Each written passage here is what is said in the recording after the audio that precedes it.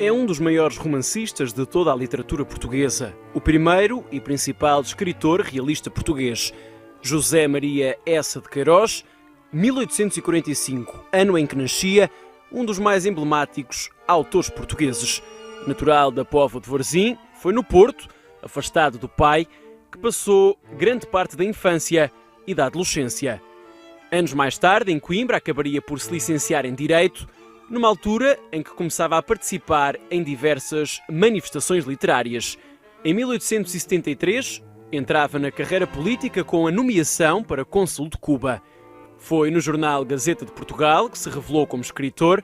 Mais tarde colaborou com Ramalho Ortigão, no Mistério da Estrada de Sintra, mas o primeiro grande trabalho tem o nome de Crime do Padre Amaro. A crítica social e a análise psicológica começava a revelar a inquietação e a denúncia social do autor. Denúncia que ganhava relevo em Os Maias, considerada por muitos a grande obra de Eça, voltada para a alta sociedade lisboeta. Está presente nos planos curriculares do ensino português há vários anos, assim como a obra A Cidade e as Serras. A língua portuguesa além fronteiras levou Eça de Queiroz ao Brasil, numa relação inicialmente preconceituosa, o que viria a mudar mais tarde com a relação próxima com Eduardo Prado, amigo íntimo brasileiro. Ainda assim, até ser reconhecida, a obra de Eça era vista no Brasil como obscena, ideia que acabaria por se alterar com o passar do tempo, muito pela defesa e pelo apoio dos jornalistas do Rio de Janeiro. Mais de 100 anos depois, em 2016, a obra de Eça de Queiroz, assim como de outros autores portugueses, deixou de ser leitura obrigatória no ensino brasileiro. Ainda assim, no Brasil ou em qualquer outra parte do mundo, fica para a história o único romancista português a destacar-se internacionalmente, mas também as críticas de Eça de Queiroz à própria pátria, ao clero e contra a classe política.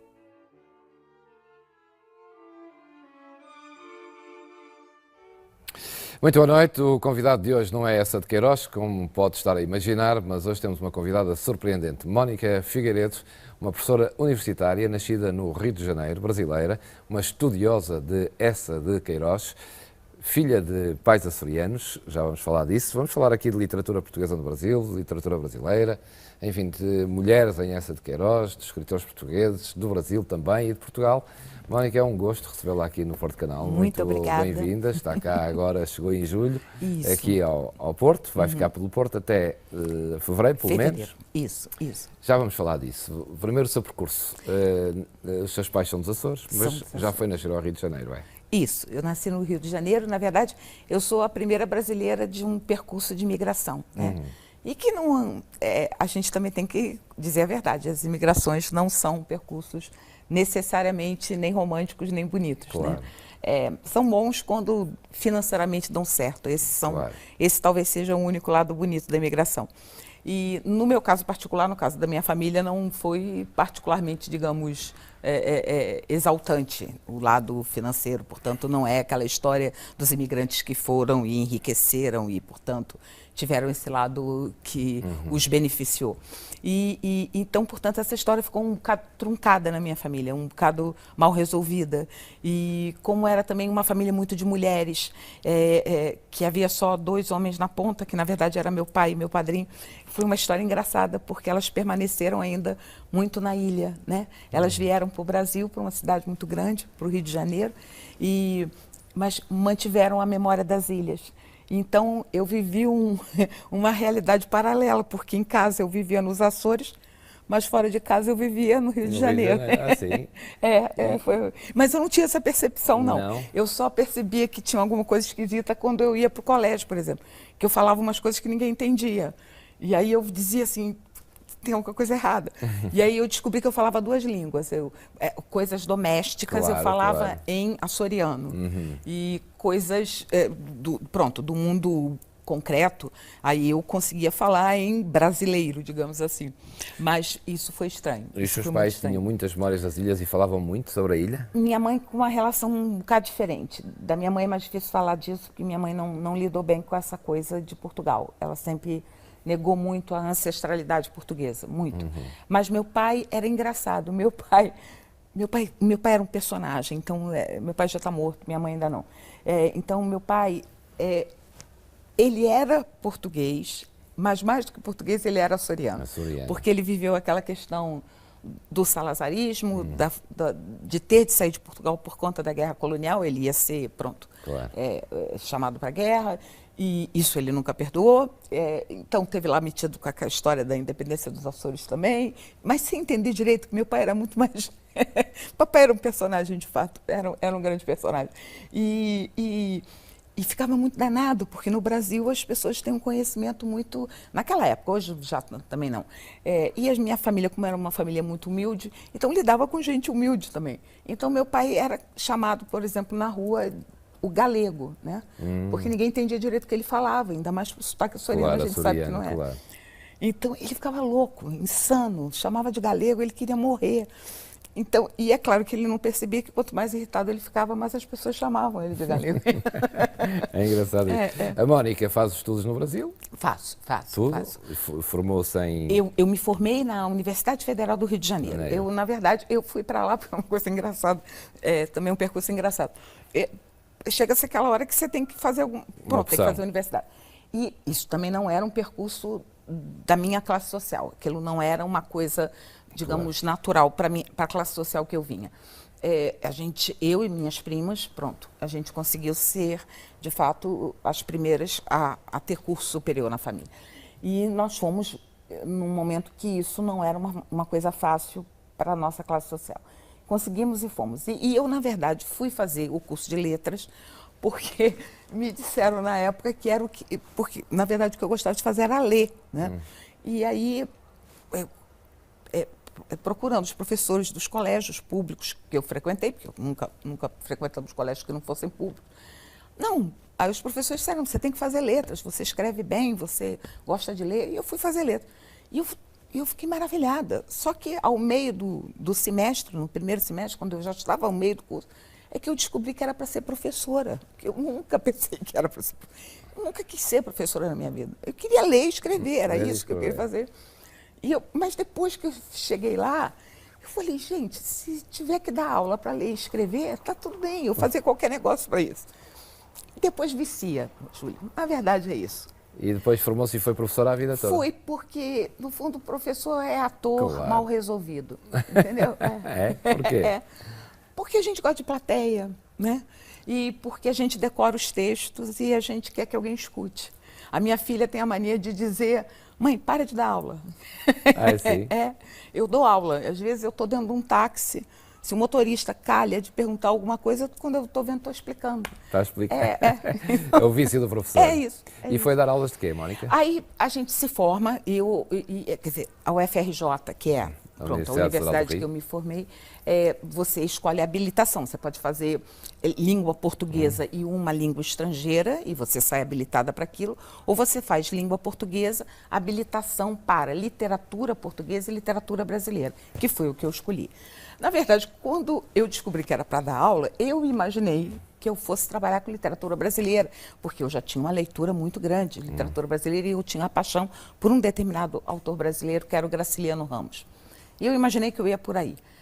Mas eu não contava que dentro da UFRJ houvesse um grupo tão competente, isso tem que se deixar registrado, e com uma tradição tão firmada já naquele momento, através da professora Cleonice Berardinelli, com os estudos de literatura portuguesa no Brasil. Então, na verdade, eu nunca pensei em estudar literatura portuguesa, apesar de ser filha de imigrantes. Pois é, essa ligação aos pais não teve nada a ver na ligação à literatura portuguesa. É claro que tem, né, Júlio? sempre... Freud explica. Claro. Freud explica. Mas, na verdade, foram os professores que me fizeram voltar a casa, né? Foi a competência daqueles professores. Dona Cleonice, a minha depois futura orientadora, que foi orientadora da minha vida, a professora Tereza Cristina Cerdeira, que tornou-se depois a grande especialista da obra de José Saramago no Brasil, e o primeiro grande trabalho de fôlego da obra dele foi feito no Brasil, e é dela esse trabalho. Então, portanto, aquela geração foi uma geração muito importante, o professor Jorge Fernandes da Silveira. Estamos em que ano, Mónica? Nós estamos nos anos 80. 80. Anos 80. E foi nesses anos 80 que eu, virei monitora do setor, e dali não sei mais. E fiz a graduação, depois fiz a especialização, fiz o mestrado, fiz o doutorado, e nesse meio tempo abri o concurso, porque ela é por concurso público. E eu prestei o concurso, um concurso que foi complicado, porque claro.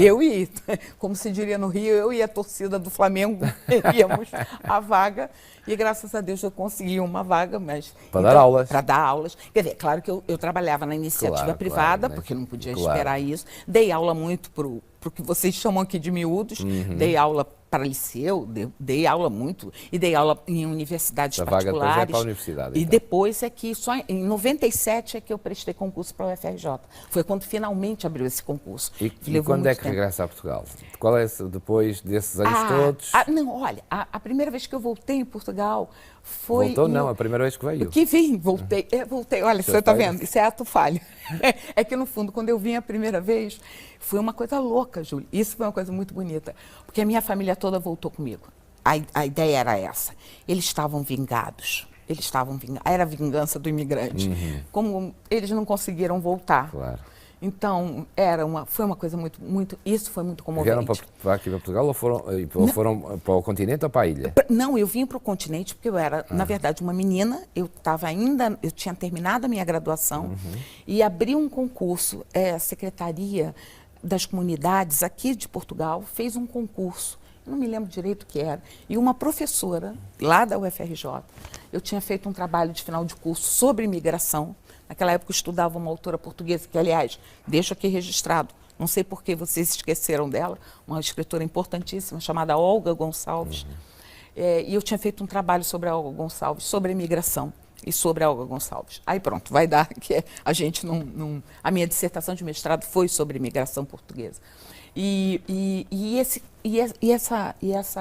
essa monografia ganhou o tal do prêmio. A minha professora escreveu a minha monografia junto ao governo português. E o governo português financiou a minha vinda. Porque imagina, nunca, jamais teria condições de vir a Portugal. E quando a minha família descobriu que eu vinha, aí foi uma coisa de louco, juro, porque foi mesmo uma coisa de maluco. Porque eles acharam que vinham junto comigo, assim, foi o imaginário deles. E foram todos ao aeroporto me levar. E foi aquele chororô. E as pessoas dizendo, tu vais voltar, nós não voltamos, mas tu vais voltar, e tu és professora. Foi uma coisa. Essa experiência foi uma experiência muito vem importante. para cá, fica cá quanto tempo? Não, foi uma coisa mas foi uma coisa engraçada. Eu fiquei 10 dias e fui... Olha que coisa louca, eu fui para a guarda, não entendo direito por que era na guarda o negócio. Eu tenho essa memória muito difusa, porque eu tinha o quê? 20 anos. Pois, claro. Pô, lá vão 30 anos nessa história. E eu fui para a guarda, aí foram levando a gente de Câmara Municipal para Câmara Municipal. Eu fiz o norte todo, adorei, maravilhada com aquele negócio. Depois vim descendo. E me lembro que a minha família juntou, essa história é ótima, eles começaram a juntar as coisas que tinham, as pequenas joias que tinham para empenhar, casa de penhores, para arrecadar um dinheiro para eu conseguir chegar a Lisboa, porque o negócio deles é que eu tinha que ir a Lisboa. E cheguei aí a Lisboa, mas aí foi ótimo, porque os 10 dias que eu estava pelo governo português, pronto, aí eu almoçava, jantava, tudo direitinho. Nos 10 dias que eu fiquei por minha conta, nada. Dá uma fome, um desespero, uma loucura. E quando é que se apaixona pelos escritores portugueses? Aí foi durante o curso ainda da graduação. Aí não teve jeito. Eu, na verdade, juro, estou sendo sincera para você, eu me apaixonei primeiro pela história de Portugal. A história de Portugal é tão absolutamente... Se cruzar com o Brasil, claro. Sério, porque a história de Portugal, por vezes, é tão absolutamente ficcional que não tem escritor que pensasse nisso. E a história de Portugal é tão genial que... Eu me apaixonei primeiro pela história de Portugal. E aí, obviamente, eu também dei sorte. Os livros que me eram contemporâneos, a literatura contemporânea que eu estudava naquele momento, eu estou nos anos 80. É Cardoso Pires, é Lídia Jorge, é Lobo Antunes, é Saramago, é Olga Gonçalves, é Almeida Faria. Eu estou muito bem na foto, desculpa. Eu nasci numa geração privilegiada. Claro. Né? Eu era leitora de uma geração privilegiadíssima.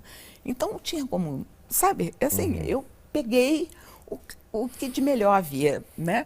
Então, não tinha como se apaixonar, não tinha mesmo. E eu estava naquele momento, desculpa a insistência, mas é preciso. Eu tinha um grupo de professores que também realmente fazia com que qualquer um se apaixonasse.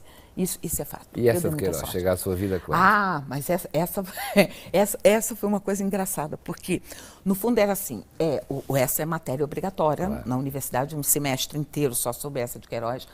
E engraçado, quando eu fiz a disciplina, obrigatória sobre essa, eu já tinha lido muito essa, porque havia alguns livros de essa perdidos na minha família, e aquilo sempre me apaixonou. Mas eu disse, eu sempre tive na minha cabeça assim, isso não é assim, isso tem que sentar para estudar muito. Isso não é leitura, claro, isso parece simples, mas não é, porque eu acho que aí é o grande engano do essa, né? Os incautos acham que o texto é aquilo que está escrito. É aquilo que ele está escrito, mas é muito mais entre linhas. E eu sempre tive essa intuição. E quando eu fiz o curso na graduação, eu falei, isso aqui é mais complicado mesmo. E aquilo ficou em repouso. Quando eu comecei a minha tese de doutorado, veja lá, já tinha se passado um bom tempo, eu já não era uma criança, eu já estava com quase 30 anos, pronto. E a tese era, a princípio, era uma tese sobre literatura contemporânea, porque, afinal de contas, claro, eu tinha uma especialização em literatura contemporânea, um mestrado em literatura contemporânea, e a tese de doutorado era sobre literatura contemporânea. E eu comecei a fazer umas afirmativas na tese, que eu comecei a achar que estavam pouco sustentáveis, porque eu estava trabalhando com a questão do espaço no final dos anos 90, portanto, na virada do milênio, a relação do corpo feminino com as formas de moradia. E como é que isso estava sendo registrado pela literatura do final do século XX. Pronto. E eu tinha escolhido 3 romances para o corpo, e eu estabeleci que isso se dava em 3 formas de morar: a casa, o corpo e a cidade. Pronto. E eu comecei a fazer umas afirmativas lá que eu estava achando que estavam um pouco, no mínimo, careciam de exatidão.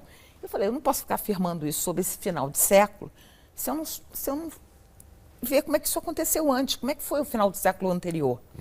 E aí eu voltei para o final do século passado. E eu fui dar no final do século XIX, eu estava falando do século XX, e eu precisava de um livro que tivesse junto, porque sim, a tese era sobre o XX, eu ia voltar para o XIX, e eu precisava de um livro a título de introdução que tivesse um corpo, uma casa e uma cidade, e um corpo feminino, e uma casa na demanda com isso. E aí é que apareceu o Primo Basílio, eu falei, agora está na hora do Primo Basílio. Eu vou pegar o Primo Basílio porque tem tudo que eu preciso e isso vai ser uma introdução. Aí, Júlio, foi... eu quase perdi o doutorado, porque eu comecei a escrever sobre aquilo e não parou mais. Quando eu vi, eu estava com 200 e tantas páginas sobre o Primo Basílio. E quando, no Brasil, é assim, você chega a meio doutorado, você tem que fazer uma prova, uma qualificação, em que a banca diz continua ou para por aqui. E eu fui para a qualificação. Só com o Primo Basílio.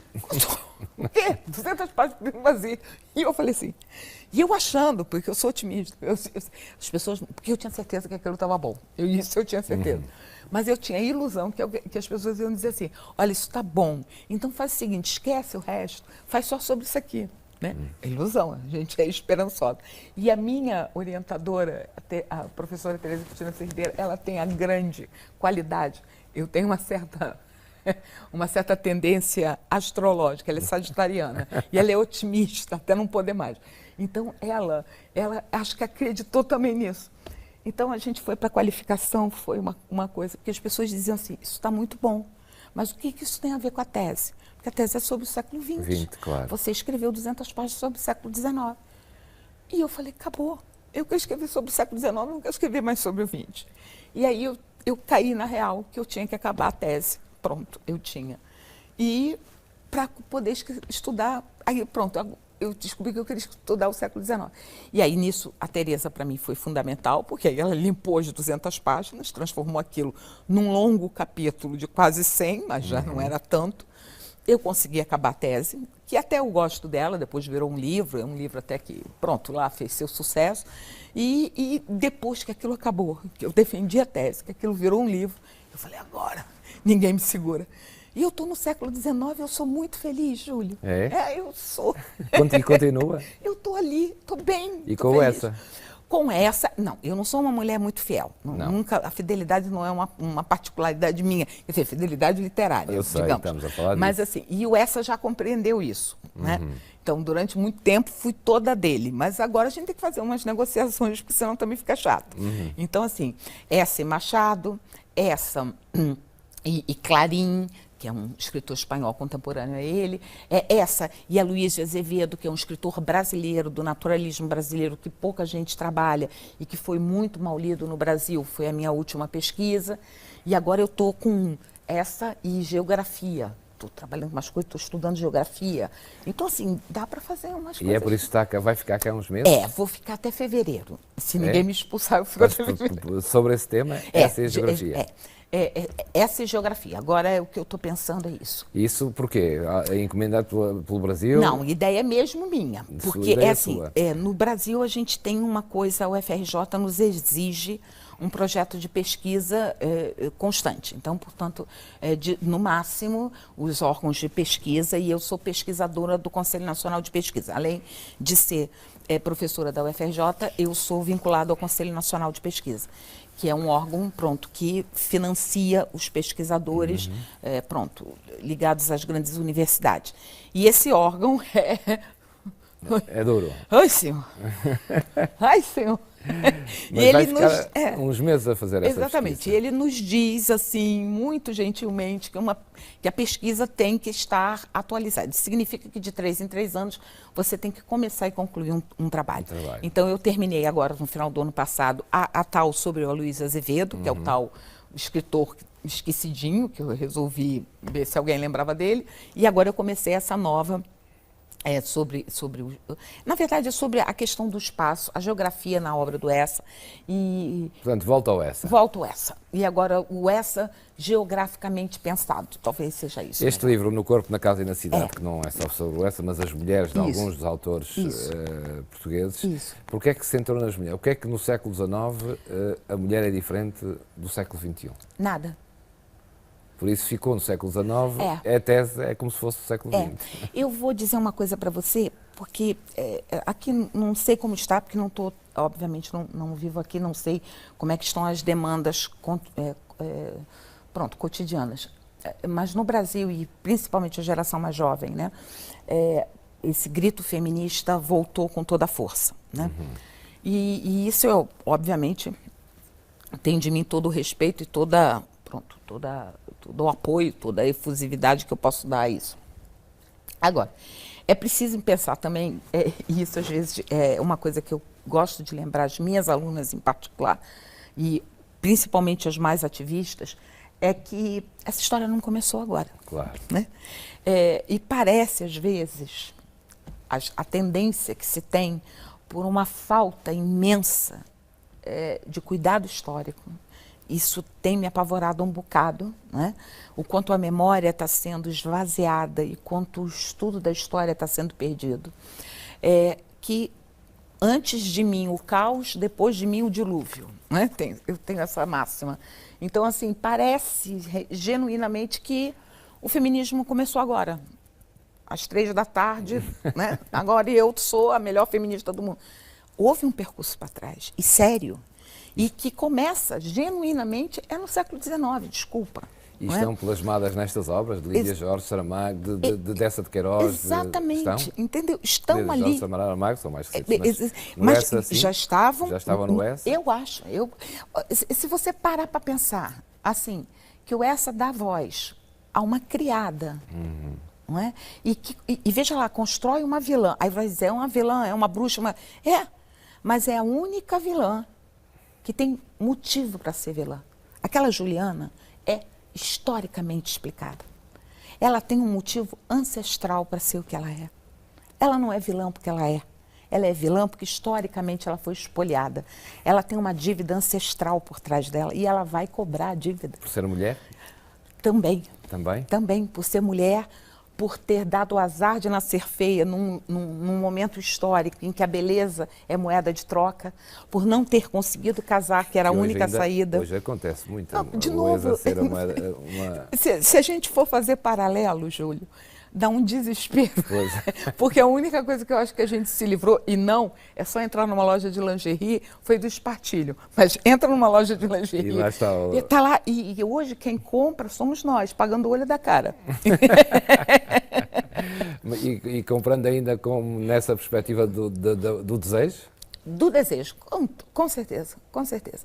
Eu acho que, por exemplo, o Essa constrói uma personagem como a Luísa, que é uma personagem que não tem a profundeza, não é? Nem os anseios espirituais, nem, digamos, intelectuais até de uma Emma Bovary. Muito menos tem a esperteza e, digamos, a brasilidade de uma Capitu. Uhum. Ela é realmente o que ele disse, que ele adorava destratar. As cartas do Essa têm que ser lidas com muita atenção, porque aquilo é um grande jogo de efeito. Né? A gente que lê aquilo ao pé da letra e está lendo mal, porque o Essa escreveu cartas para ficar para a posteridade. Aquilo é ficção também, e muito, e da boa. Muito. Né? E ele diz que é uma burguesinha do catolicismo, e é. Agora, escrever uma personagem falhada como ela é, e ainda assim dar a ela a capacidade de correr atrás do desejo como ela correu. Gente, num país católico, provinciano, numa Lisboa asfixiante como aquela, essa mulher não é tão banal assim, Júlio. E isso é que a fascinou? Demais, demais. Ela é danada. Ela fez coisas que eu no século XXI jamais faria. E o que é que descobre em Lídia Jorge e Saramago que seja semelhante? Eu acho que cada um me toca de uma maneira. Claro. Eu acho que o Saramago, eu já vi muita gente falar mal dele por vários motivos. E eu acho que um escritor, quando dá certo, em geral também provoca críticas muitíssimo negativas, proporcionais ao seu sucesso. Eu não estou aqui para discutir isso, porque há coisas nele que eu amo, porque acho verdadeiras obras-primas, como há coisas que eu acho verdadeiros equívocos. Né? Sinceramente, se não tivessem sido escritas, melhoraria até o conjunto da obra. Né? Mas, enfim. Mas existe uma coisa no Saramago que eu acho sinceramente comovente. Poucos escritores, e olha que muitos tentaram, e quando tentam, às vezes, beiram o ridículo. Poucos escritores conseguem pensar femininamente com autenticidade como ele. Uhum. Vou te dar um exemplo que acho difícil ser repetido em literatura. Há um livro que é, inclusive, o que eu trabalho na tese, um ensaio sobre a cegueira. Aquilo pronto, o registro da violência levado ao seu limite. Há uma cena em que, pronto, já estão no manicômio, está tudo perdido, não há mais dignidade, não há mais nada. Uma das mulheres, no meio daquela sujeidade toda, elas estão no nível da indigência total, ela menstrua. Né? E desesperada, como se ainda tivesse um resto de limpeza possível, de dignidade feminina possível, entra em pânico porque não tem um penso. E a outra diz a ela, eu tenho o meu último penso, tão suja quanto ela, tão indigna quanto ela. E dá a ela o penso. E as duas se abraçam, porque nenhum gesto de solidariedade seria mais humano e mais digno e mais feminino do que esse naquela conjuntura. Um homem pensar num negócio desse, Júlio, desculpa, esse cara conseguiu pensar em feminino. Conhece bem as mulheres. É isso. Muitos forjam, entendeu? O Saramago consegue. Não estou dizendo que consegue sempre. E já agora, e na Lídia Jorge? Na Lídia Jorge eu acho que é o contrário. Ela tem uma violência viril.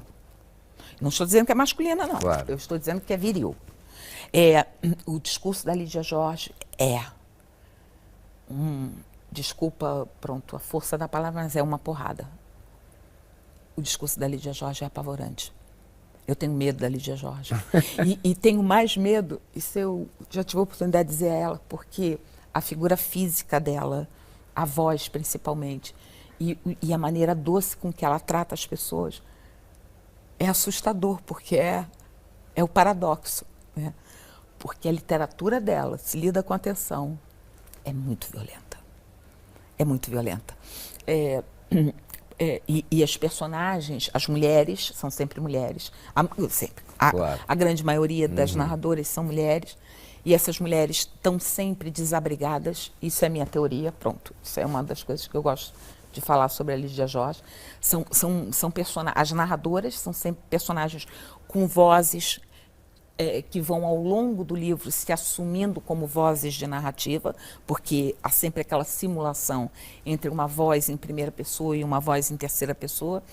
E são sempre mulheres ou ameaçadas de desabrigo ou em desabrigo.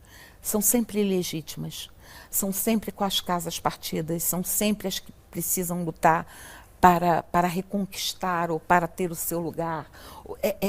E o discurso da Lídia Jorge para as personagens é aquilo que eu escrevi isso em algum lugar, que é um discurso da gagueira, é o discurso titubeante, é o discurso do gago. É como se as personagens femininas estivessem ensaiando a voz. E ensaiar a voz no mundo viril, no mundo masculino, no mundo de opressão.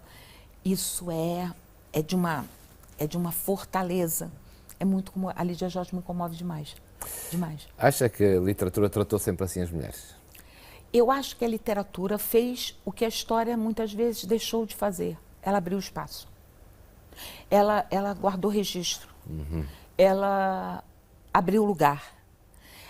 Mesmo aquela literatura que foi considerada alienada por muito tempo, a literatura que foi considerada para mulheres, por exemplo, né? Por exemplo, eu lembro aqui dos injustiçados, né? Por exemplo, durante muito tempo, Camilo Castelo Branco foi considerado um leitor, um escritor para mulheres, né?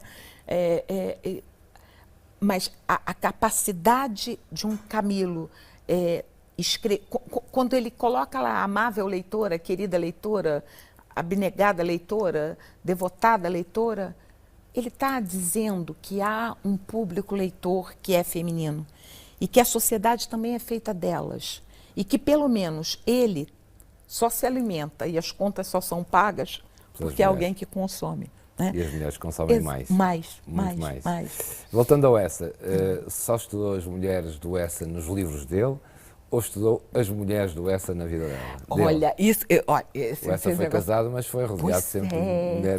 Pois é. Eu acho aquilo nos Estados genial. Unidos, em Paris, enfim. Eu acho aquilo genial. Eu digo, eu brinco muito, no Brasil há uma suposta vantagem, assim, digamos que o formalismo é menor, né?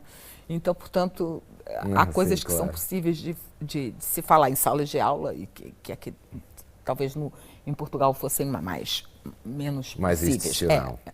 Mas eu digo muito para os meus alunos que eu durmo com essa, e é fato mesmo que às vezes se for para a cama com os livros, eu acabo dormindo, que a gente está cansado. Eu durmo com essa, mas sei que não sou a única, porque aquele homem... E o que me espanta no caso dele é porque era um homem fisicamente feio, aquele homem é indefensável, não é? É indefensável, não há como. Você pega um Antero, né? Porque a gente tem aquela iconografia do Antero já velho, mas o Antero é um homem interessantíssimo. O próprio Ramalho, que eu acho um sujeito de uma... Pronto, lá, eu tenho minhas crises lá, um caráter duvidoso, mas o Ramalho era um homem fascinante fisicamente falando. O Essa era um homem feio, gente, não tem como. Mas tinha mundo. Agora, eu acho que se abrisse a boca era tal coisa. Acho difícil alguém resistir, não é? E acho, agora desculpem, meu Deus, que ninguém da Fundação Essa de Queiroz me escute. Acho que de fato também aquele casamento com Dona Emília é uma coisa meio inexplicável, porque a Dona Emília era uma mulher muito, comum. Eu acho que era uma mulher comum. Uma senhora comum. Eu não sei. E preocupou-se em perceber porque é que aconteceu esse casamento ou não? Isso... Não, há várias teorias, né? Várias teorias. Mas... Eu acho que a grande teoria, porque aí as pessoas também especulam bobagens, interesse, não sei o quê, dinheiro. Desculpa, Júlia, as pessoas só se casam por interesse. Eu vou casar com alguém que não me interessa. Pagaram-lhes as viagens. Exatamente. Eu vou casar com alguém que desinteressante, alguém que não me interessa. Isso é uma bobagem, não é? Isso é de uma tolice sem par, claro. Não é? É claro, e um homem de 40 anos, ele tinha 40 anos, ele não era uma criança, entendeu? É óbvio que havia ali enormes interesses e justificados interesses, como nós temos até hoje, inúmeros. É que a criação, a invenção do amor romântico desandou com isso tudo. A gente cria, agora floreia tudo, mas continua a mesma coisa. Continua igual. Agora, o que eu acho que havia por detrás de tudo era um protocolo a ser cumprido. Claro. Um homem de 40, um homem de 40 anos, pronto, cônsul, chega uma hora que tem que casar, não tem muito que escapar. E eu acho, sinceramente... Hoje olhamos para um presidente da República de um país qualquer e se não tiver mulher... Exatamente, entendeu? E acho que também pinta um negócio de solidão, sabe?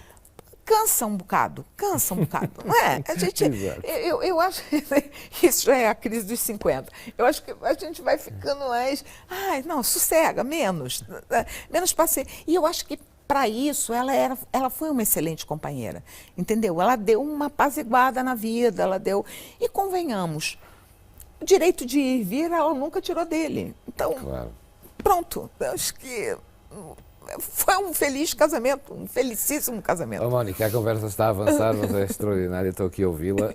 Já vamos com mais 30 minutos, temos 50. Ainda não falamos de uma coisa que eu gostava, eu tinha aqui tantas coisas para lhe falar, mas pronto, já ficamos com uma ideia.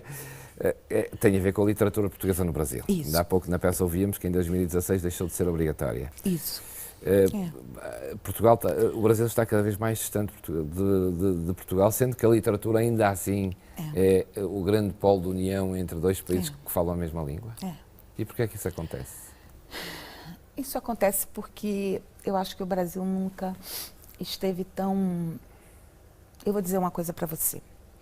Há um estudo do Sérgio Buarque de Holanda, que foi um dos grandes, digamos, pensadores da cultura brasileira, do lado de outros tantos, dos anos 30, 40, 50 no Brasil.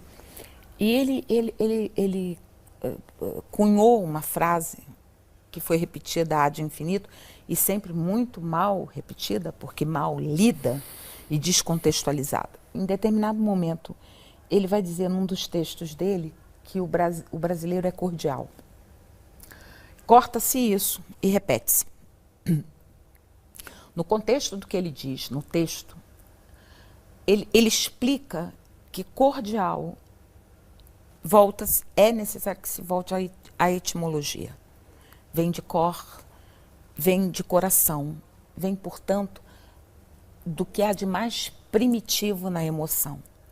O brasileiro a palavra é ruim porque agora está carregada de outros sentidos, mas o brasileiro é instintivo, primitivo e passional. É isto que o Sérgio Buarque de Holanda falou há mais de quase 80 anos atrás. E eu acho que o Brasil nunca esteve tão cordial.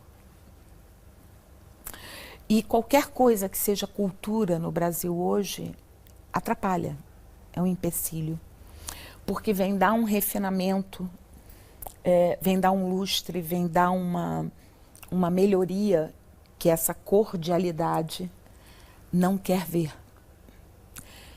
Me assusta muito, porque ao lado dessa cordialidade que agora ganhou, digamos, um destempero que me assusta, de fato eu estou muito assustada, do lado dessa há também uma forma de estar em vida que não é brasileira, é mundial, que é do imediatismo. Exatamente. É o Facebook, é o Snapchat, é o não sei o quê, não sei. Os 15 minutos de fama.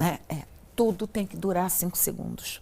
Então as pessoas não têm mais tempo para estarem juntas, para pensar, para refletir, e junto com isso vem um desconhecimento total de tudo. E é claro que quanto mais a gente tirar de informação, mais fácil vai ser para manipular. Eu acho que a retirada da literatura portuguesa do estudo, por exemplo, obrigatório, é, na verdade, mais uma medida de retirada de memória, que, aliás, no Brasil nós somos bons nisso, né? Nós somos um país jovem, eternamente jovem. Então, jovem não precisa ter memória, jovem é jovem, nós nunca vamos envelhecer. Agora, isso não é só com a literatura portuguesa, isso é com as humanidades. E é aí que mora o problema, porque nós não somos mais um país, nós temos um ensino, veja lá, que ainda segue um modelo tacanho de um francesismo do século XVIII, mas que quer produção e produtos de uma América Trump. Então, não faz o menor sentido o que a gente está vivendo lá hoje, Júlio. Isso é que nos assusta. E o que acontece de bom lá é pela teimosia absoluta de algum grupo resistente de intelectuais que isoladamente vai carregando alunos pela mão. E alunos e isso é uma experiência que de verdade eu vejo quando levo e quando outros colegas levam professores daqui para lá, o quanto os alunos participam. Gente muito interessada. Perguntar isso, os alunos Você não interessam-se? tem ideia. Você não tem ideia. Qualquer professor, qualquer colega meu aqui do Porto, eu coloco 300 alunos dentro de um auditório para assistir. Qualquer. Isso assim, ó. Qualquer. Um escritor português, eu fecho um auditório com 400 alunos. Gente sentada no chão. Por isso é que eu te digo, o Brasil é um país que tem jeito. É preciso que as pessoas só deixem que isso aconteça. Há um interesse muito grande. Eu não paro de orientar teses de mestrado e doutorado sobre literatura portuguesa. Isso existe, está acontecendo.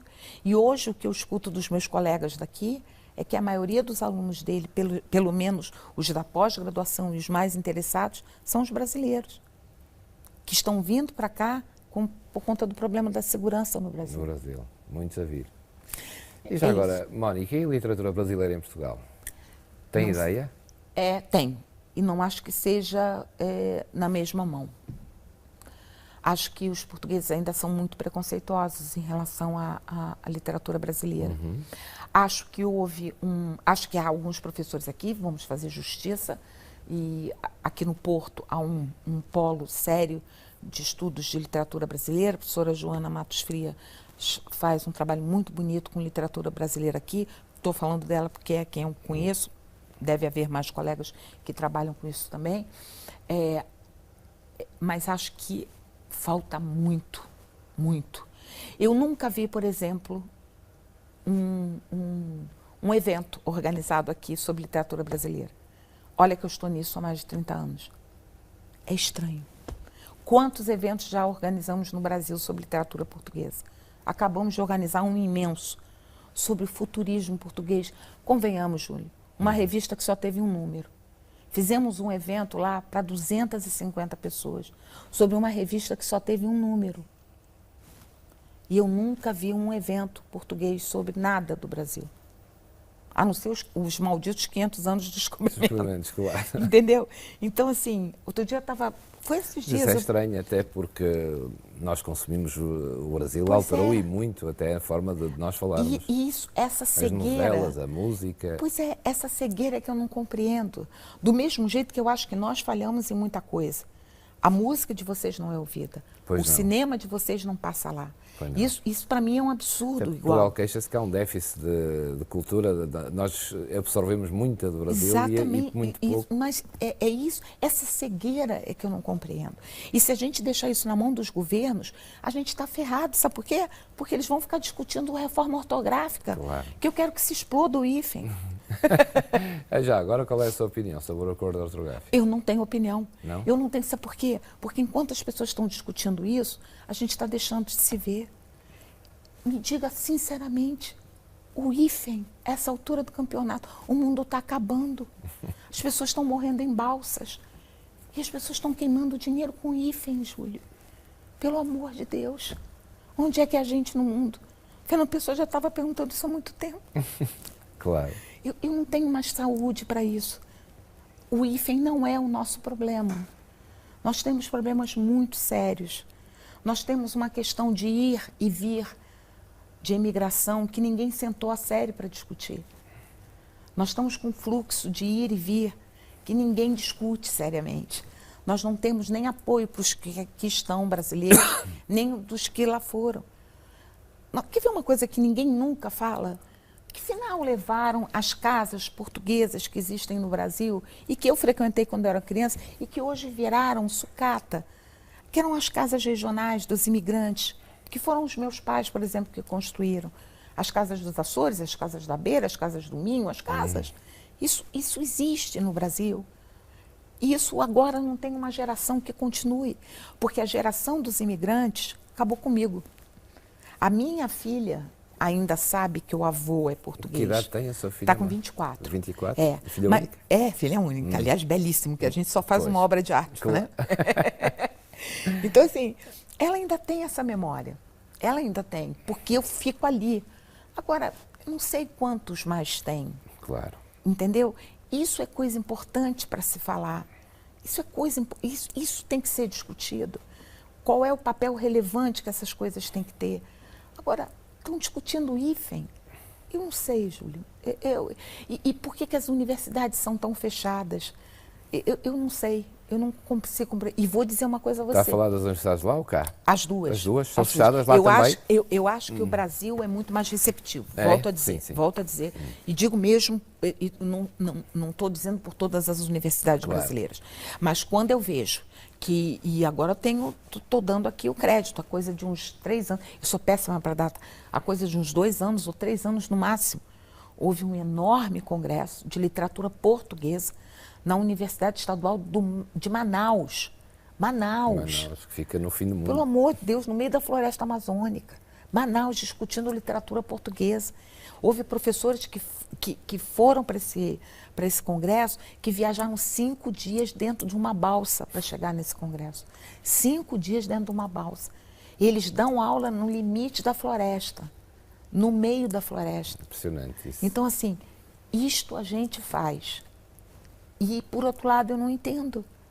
Eu nunca vi um congresso de literatura brasileira, não pelo menos que fôssemos chamados ou que chamasse atenção, a não ser medidas muito pequenas ou locais que a gente não chega nem a ver. Engraçado. Entendeu? Mónica vai ficar cá uns meses, pode ter esse desafio. Ah, tomara. Colegas na Universidade do Porto não faltam. Aliás, isso é outro registro. O Norte é genialmente acolhedor. Por que o Porto? Não é a primeira vez que cá vem? Não, não é. Porque o Porto, primeiro, agora particularmente porque Isabel. Eu queria muito estar trabalhando com a Isabel Pérez de Lima, que sempre foi de uma generosidade comigo, até quando eu nem sabia que ia ser alguma coisa. Então, esse registro precisa ser feito. E segundo, agora eu vou cometer uma coisa, né? Mas essa TV é do Porto, então... É do Porto, então claro. Pronto. Eu vou dizer uma coisa. Vocês são os cariocas sem praia do Brasil. Por quê? Vocês são muito mais generosos. Vocês são a parte mais generosa de Portugal. Não tenho a menor dúvida. Ah, é? Tem essa percepção? Não, eu não tenho percepção, tenho certeza. Agora já é certeza. É impressionante isso.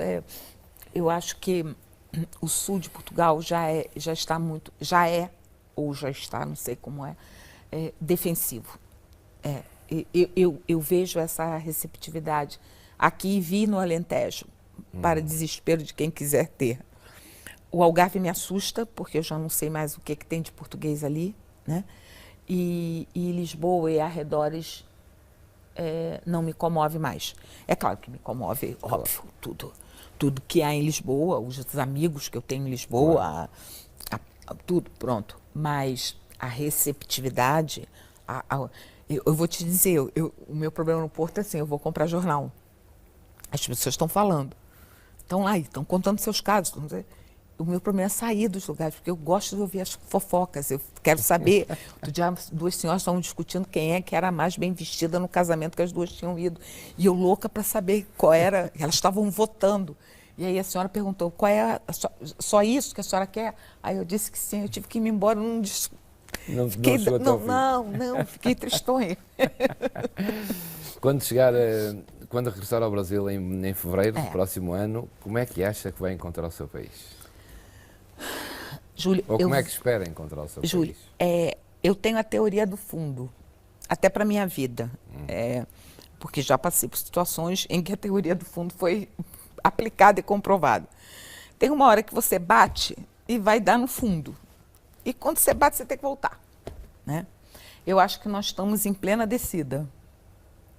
Acho que ainda pode bater mais, ainda pode descer mais. Mas vai ter que subir. E vai ter que subir por uma coisa só. Não é porque a gente é brasileiro, não é porque vai dar certo, não é porque tem carnaval, não. É porque nós somos um continente. Pois é. E se aquilo ali der, digamos, merda, desculpe a palavra, aí é uma coisa muito mais complicada. Nós não somos... Dar confusão na Venezuela, as pessoas estão se lixando. Verdade é essa. Mas no Brasil... Aquele território é um bocadinho mais complicado, né? Então, e há interesses financeiros ali dentro que a gente sequer supõe, mas não passa pela nossa. A gente não tem noção do quanto aquilo está. Por exemplo, a parte norte do país. Temos ideia do quanto aquela floresta já está vendida, sucateada, tomada, invadida, não tem ideia, não é? Então, portanto, há ali vários interesses. Hoje o Brasil, e veja bem, o que eu estou dizendo é a minha percepção e eu não tenho partido político. Eu deixei de ter partido político a partir do primeiro governo Lula, ponto. Eu votei nele com toda a minha crença política, de quem foi PT, de estrelinha, apanhou da polícia, correu... Bom, enfim, e acabou. O discurso da mulher traída, você só é uma vez... E, portanto, eu não tenho partido político, eu vou votar porque sou obrigada, mas eu digo a você o seguinte, o país hoje, claro que isso não é prerrogativa do Brasil, mas no Brasil eu acho que isso está muito mais forte. O Brasil está sendo governado pela Fiesp, que é a Federação Nacional das Indústrias. O governo Dilma acabou, isto é minha percepção, porque... obviamente, ela não... aquela senhora era uma senhora íntegra. É claro, conivente, porque não é ninguém é idiota. Não é fácil não, também. Óbvio.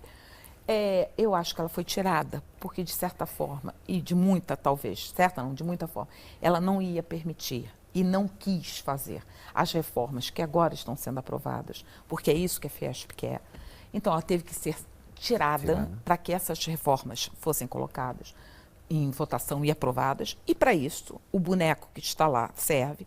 Esse senhor está lá, porque também é um senhor, é um senhor de 70 anos, que não quer mais nada. Ele já comprou a esposa que ele queria, ele já tem lá o herdeiro, o fantoche, o filhozinho com o nome dele. Ele só quer duas coisas, o Júlio. Ele quer a imunidade parlamentar para não ser preso, porque é um ladrão, e quer a aposentadoriazinha de ex-presidente para acabar de roubar o que puder. E depois ele vai embora. Ele só está aí para cumprir esse mandato e aprovar agora a Previdência, a reforma da Previdência, que eu também acho que tem que ser feita, porque não pode do jeito que está. Só que não pode começar de cima para baixo. E não pode começar com essa quantidade de privilégios que os maiores têm, num país como aquele continental, com tanta gente miserável, trabalhando dia, porque esta é a questão. Os brasileiros trabalham muito, Júlio, mas trabalham muito, muito. E não é justo começar uma reforma por quem mais trabalha. Essa é a questão. Eu não sei o que vai ser. O que me apavora é um país que precisa desesperadamente de salvadores da pátria, sejam de direita, sejam de esquerda. E se um país ainda precisa disso, em pleno século XXI, é porque andamos muito pouco. Estamos no final da nossa conversa, Mónica. Eu conhecia há 15 dias, em Tormes, numa iniciativa da TSF, do Fernando Alves, onde estava o João Neto e outros escritores, a propósito da gastronomia e da literatura, que são duas boas combinações. Não a conheci bem, falamos ali, mas fiquei fascinado. Perguntei ao João Neto se podia... fazia sentido entrevistá-la, porque, enfim, eu olhei para o seu currículo e para a forma apaixonada como falava e disse, deve dar uma grande entrevista a Mónica. E deu mesmo, foi uma conversa que as pessoas, de certeza, em casa ficaram coladas a ver. Fiquei muito orgulhoso de a ter aqui. Eu espero encontrá-la mais vezes nas ruas do Porto. Tomara. E aqui no Porto Canal, ao longo destes meses, uma vez vai estar no Porto Canal e falaremos mais vezes. Para terminar, queria que deixasse aos espectadores do Porto Canal, estão a ver, uma sugestão de leitura obrigatória de um escritor brasileiro atual e já agora uma de um escritor português atual que você diga é obrigatório ler. Olha, há atual não é tão atual, Sim, porque claro. assim, eu sou velhinha. Né? Pois, mas não conhece daquilo que... Eu acho, dos mais, digamos, recentes, atuais, Mais recentes, não é atual, há um escritor que eu estou me implicando com os novíssimos. Porque eu estou velha. Claro. Mas há um livro que eu gostei muito, já não é moderno, atual, que é de um senhor chamado, já é um senhor também, Luiz Rufato. Luiz Rufato. Eram eles muitos cavalos. É um livro bastante interessante. E, se não me engano, houve uma edição portuguesa. Então, Luiz Rufato é... E não basta isso, não. Qualquer coisa do Luiz Rufato é um nome brasileiro a se investigar. É uma sugestão. E dos portugueses, eu agora também vou fazer propaganda dos meus amiguinhos de Tormes, não é? Então, eu estou recomendando, que, aliás, realmente é um livro muito comovente, o Nuno Carmeneiro e o Joel Neto, porque foram dois graciosos companheiros de empreitada, além do que são grandes cozinheiros. Então, vai que vocês conseguem também convidá-los para um jantar feito por eles. É dupla, não é? Muito bem considerada. É isso. Mónica, foi um gosto muito grande. Muito obrigado. Muito obrigada eu, de verdade. E muito obrigada pelo país que vocês têm. Muito obrigado nós. Está em casa e Porto Canal à disposição também. Obrigada. Fica aqui uma belíssima conversa, como viu, com Mónica Figueiredo, uma professora universitária do Brasil, apaixonada pela literatura portuguesa, mas sobretudo uma mulher do mundo e da cultura. Boa noite.